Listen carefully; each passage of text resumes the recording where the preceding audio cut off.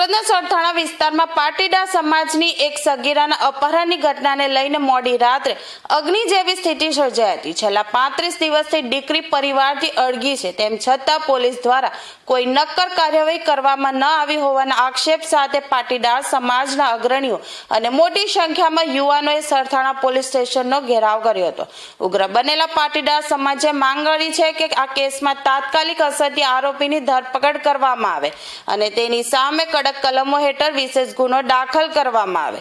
આ સાથે જ તપાસમાં બેદરકારી દાખવનાર જવાબદાર પોલીસ અધિકારીઓ સામે પણ કાયદેસરની કાર્યવાહી કરવાની માંગણી કરવામાં આવી છે। પરિવારે ચીમકી ઉચ્ચારી છે કે જો આગામી ટૂંકા સમયમાં દીકરીની શોધખોળ નહીં થાય તો આ મામલે સીધી ગૃહ વિભાગમાં રજૂઆત કરવામાં આવશે અને આંદોલનને વધુ તેજ બનાવવામાં આવશે। મોડી રાત સુધી ચાલેલી આ ખેંચતાણને પગલે પોલીસ સ્ટેશન પરિસરમાં ચુસ્ત બંદોબસ્ત ગોઠવી દેવામાં આવ્યો હતો।